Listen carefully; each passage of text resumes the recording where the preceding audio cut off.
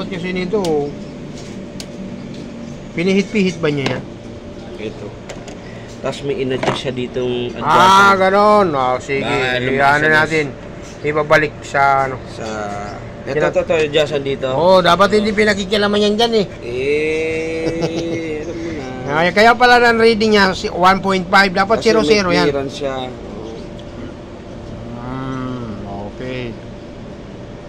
Yan ang gagawin natin ngayon. Tapos bagong TPS. Subukan muna natin yung TPS. Dito, luma.